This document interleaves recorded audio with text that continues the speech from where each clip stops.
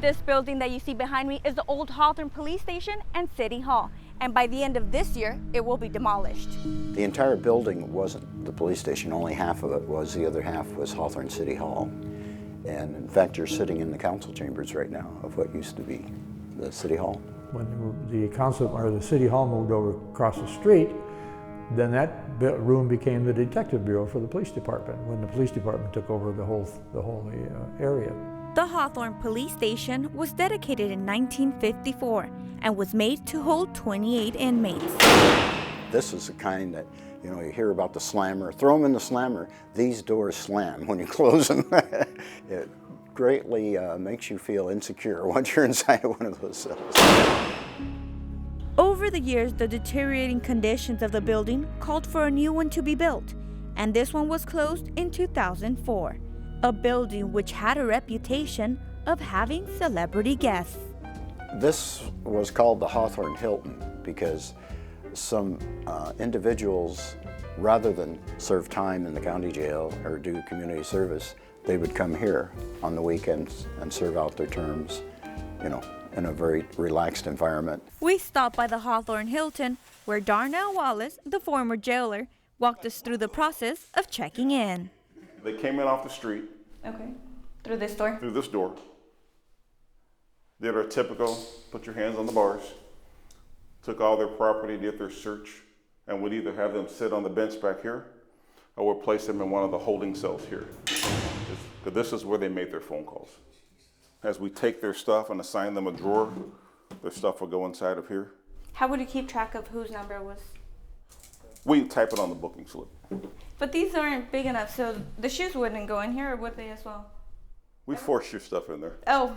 The best way we could. I mean, if you had too much stuff, we had big lockers on the outside for bulk property.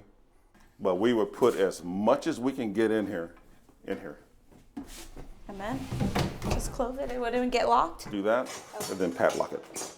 When I started, there was only 6 of us. Wow. Monitoring the entire jail.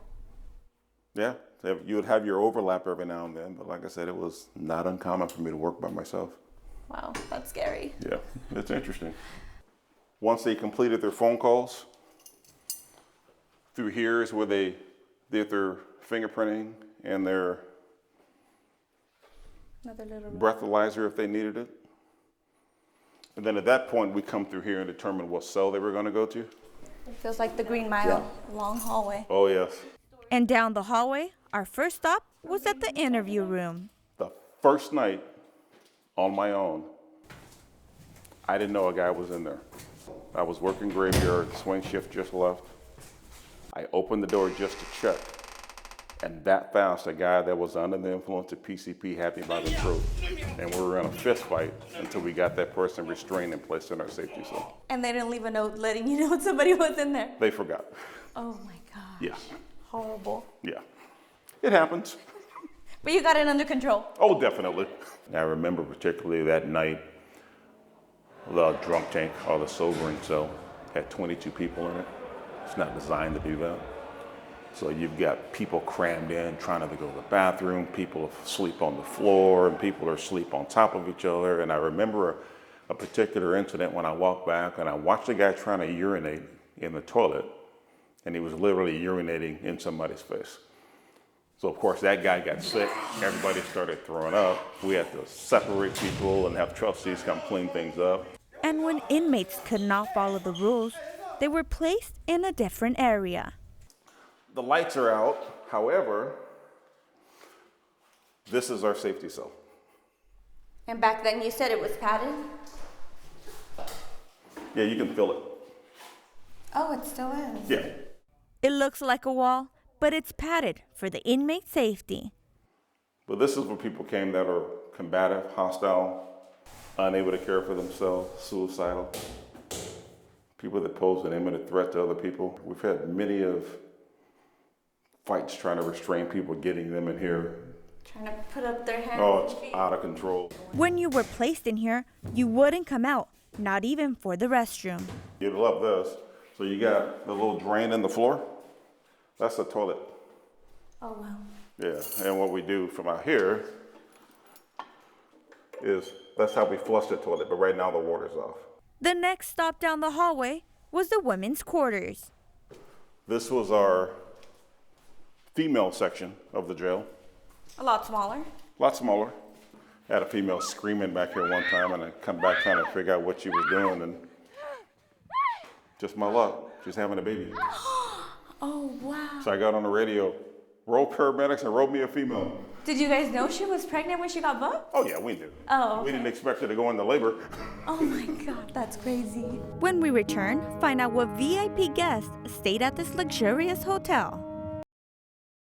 We've taken you to see the process of checking in and the unique waiting areas. As we continue the tour, we turn the corner to show you where it was that special guest stayed. This was our trustee room. Every now and then you had people that had to actually be in a lockdown jail instead of work for 8 hours. Okay. So they would pay us $75 a day to stay here. So this was our pay to stay. And they got their own bed. And for trustee, can you explain that to me? Sure. A trustee is a person that got arrested for a nonviolent crime, DUI, forgery, or something like that. They get sentenced to community service time. So instead of going to the beach, picking up trash, the judge orders them to do their community service time in a jail. So we have them come in 8 hours a day. They clean the station, clean the parking lot, and do different things like that. So you see, this is the room. Yeah, so that's basically like a hotel room. Yeah. Hawthorne Hilton. The Hawthorne Hilton? Here it is, at its best. But I think Jaja Gabor was here because she slapped a police officer or something, and I think she was a guest of ours a couple days. Trustees have their own private toilet and sink, except for a shower. This is our southeast cell, but that was their shower. So the restroom, they were good, but showering, they still, just like everyone else. Just like everyone else, because you're still an inmate at the end of the day. So don't commit a crime. Like celebrities, some also chose to come here on a regular basis. We used to have a guy that we could never put in the dorm because he's so hostile, he'll pick fights with people. So we always had to put him over here. But the funny thing is, even if there was people here, he'd get into a fight with them because he would tell you, I have seniority, that's my bed. So he really thought this was his cell? Yep. His place? This was his isolated place. How often would he come to All the time. I didn't even talk to him anymore, just take him straight back. I know everything right down to his social security number and driver's license number. Why is there a phone in here? All cells had a phone. Okay. We had those in the dorm as well, but they're not there anymore. But that's so they can make their collect phone calls. So then it's not just this one, they would all have. Right. Inmates had the chance to make phone calls, but like everything else, there were restrictions. We used to turn the phones off at night to get you to go to sleep. And then we wouldn't turn the phones on until after the court run in the morning because 2 reasons. We're trying to get you ready for court and you're too busy on the phone talking to people. More important, it became a safety risk for us. Okay, now they're moving me just in case they wanted to plot a way to have someone to break them out en route to court. While some paid to stay here, others thought it was funny to mess with the officers, causing them to always be on high alert.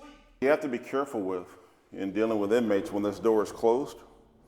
When you're opening the door, you always have to pay attention to what's up there because you step in, open this door too fast, which causes things to shake, and you'll end up getting a cup of orange juice, which isn't orange juice, but it's urine or feces that'll fall on top of you as you enter the cell. So those are kind of things that inmates do because they thought it was funny because they don't like the police. Did something like that ever happen to you? Oh, heck yeah. Almost. I caught it as I jumped back, but How upset were you? I was pissed off. And then you had to keep going with your day.